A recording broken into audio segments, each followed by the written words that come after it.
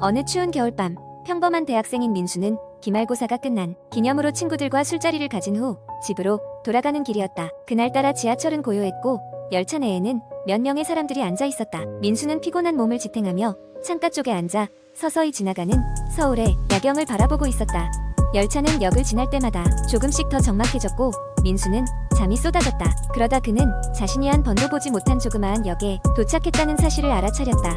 이상하게 느껴지긴 했지만 민수는 그냥 지나쳐야겠다고 생각하며 그 역의 이름을 확인하지 않았다. 그런데 열차가 출발하지 않고 같은 자리에 멈춰 서 있었다. 낯선 역의 플랫폼에는 허리 굽은 할머니 한 분이 서 계셨다. 민수는 무의식적으로 할머니와 눈이 마주쳤고 할머니는 천천히 열차로 향했다.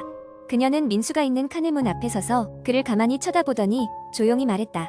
내려야지 않겠니? 민수는 당황했지만 할머니의 말에는 알 수 없는 힘이 있었다. 그는 자신도 모르게 자리에서 일어나 문 쪽으로 다가갔다. 마치 누군가에게 조종당하는 듯한 기분이 들었다. 문이 열리고 민수가 플랫폼에 발을 디디자마자 열차는 사라졌고 낯선 역에는 아무도 없었다. 그제야 민수는 상황의 심각성을 깨달았다. 주위를 둘러봤지만 어디에도 인적은 없고 오직 차가운 바람 소리만이 그를 괴롭혔다. 민수는 공중전화를 찾아보려고 역 내부로 들어갔지만 전화기는 작동하지 않았다. 그때 전화기 밑에 붙어있는 메모지를 발견했다. 여기서 나가려면 자신에게 가장 귀한 것을 포기해야 한다. 민수는 두려움에 몸이 떨렸지만 여기서 벗어날 방법을 찾아야 했다. 그는 할머니의 말이 계속 머릿속을 맴돌았고 이 수수께끼를 풀어야 한다고 느꼈다. 역 구석구석을 찾아다니다가 민수는 작은 문을 발견하게 되었다. 문 위에는 광인의 방이라고 적혀 있었다. 호기심과 두려움이 뒤섞인 채로 민수는 문을 열었고 그 안에는 촛불로만 밝게 빛나고 있는 방이 있었다. 방 안에는 낡은 의자가 하나 놓여 있었고 의자 위에는 이상한 낡은 일기장이 놓여 있었다. 민수는 일기장을 열어봤다. 그것은 과거에 이곳에 갇힌 사람들의 기록이었다. 하나같이 자신의 가장 소중한 것을 포기했지만 아무도 돌아가지 못했다는 내용이었다. 민수는 순간 절망감에 빠졌다. 그때 방 한 구석에서 할머니가 다시 나타났다. 그녀는 민수에게 다가오며 말했다.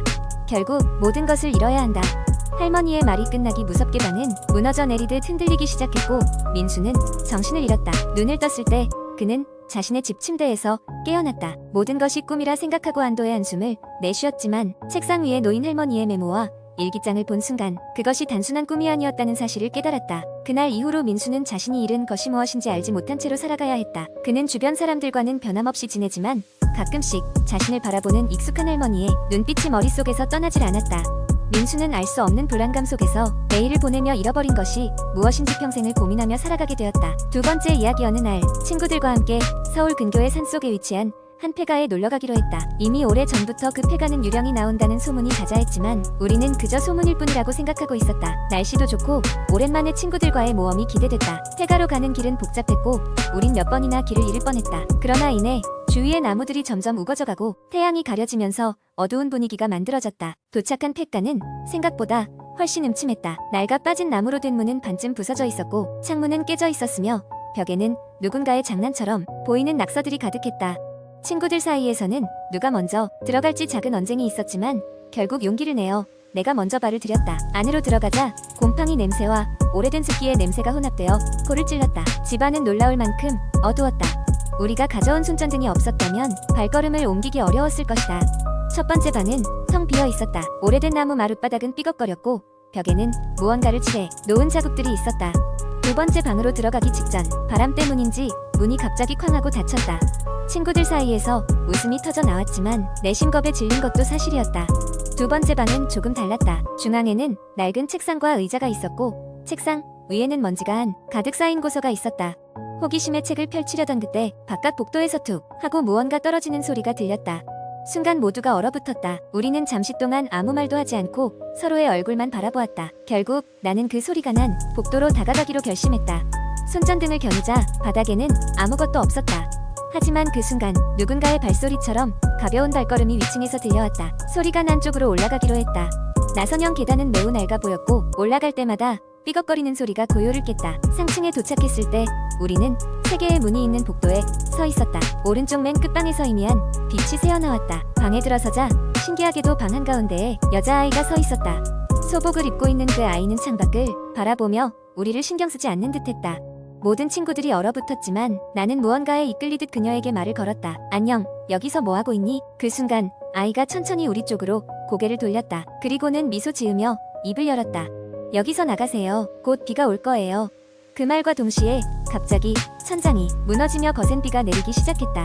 우리는 급히 아래로 내려갔다. 바깥으로 나오자 빗줄기가 더해졌고 우리는 정신없이 차로 달렸다. 폐가에서 멀어질수록 빗줄기는 잠잠해졌고 곧 평온한 날씨로 돌아왔다. 차 안에 침묵을 깨고 친구가 말했다. 정말 유령이었을까? 아무도 정확히 대답하지 못했다. 그러나 이후로 그날의 기억은 각자의 마음속에 강렬하게 남아있었다. 그리고 이상한 것은 돌아와서 그 폐가에 대해 더 조사해보니 그곳은 수십 년 전 어떤 사고로 인해 유령이 출몰한다는 소문이 돌았던 집이었다. 아이의 유령 이야기도 꽤 유명했는데 아무도 그녀를 실제로 보았다는 사람은 없었다. 그날의 경험은 우리 사이에 또 다른 신비로운 추억으로 남았다. 그리고 그 후로도 친구들은 때때로 너무 무서웠지 하며 그날의 이야기를 꺼내곤 한다. 하지만 그 누구도 다시 그곳에 가보자는 생각은 하지 않았다. 세 번째 이야기, 내가 처음 이사를 온 곳은 한적한 시골 마을이었다. 서울에서의 번잡한 생활에 지치고 조용한 곳에서 새로운 시작을 하고 싶었다. 마을은 당시 문을 닫아 찾는 이가 드문 작은 기차역을 중심으로 형성되어 있었고 역 근처에 자리 잡은 작은 집을 시장보다 저렴하게 구할 수 있었다.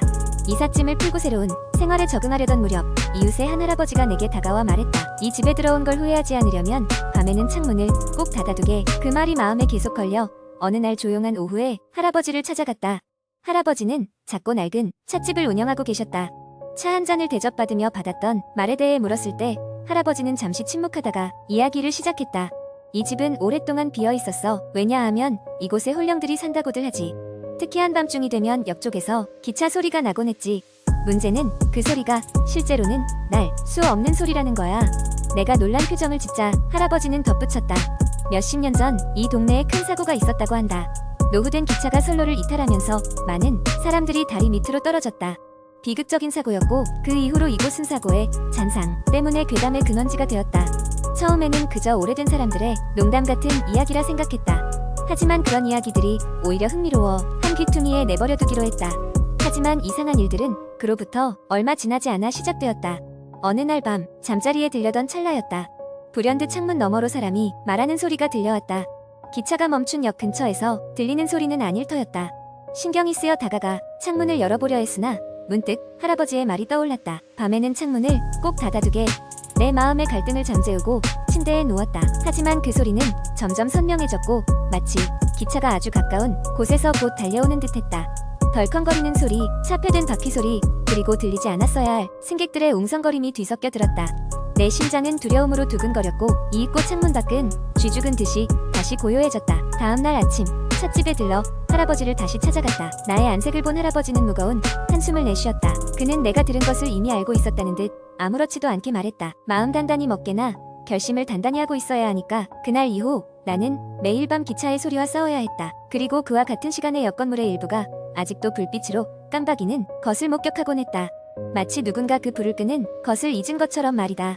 미스테리한 기운이 역전반에 감돌며 그 기운은 기차가 나타나 가상의 승객들에게 서비스를 제공하듯이 느껴졌다. 이 기이한 현상들에도 불구하고 나는 계속 머물기로 했다. 이 마을과 그 집, 그리고 나를 둘러싼 신비로운 이야기가 나를 사로잡았기 때문이다.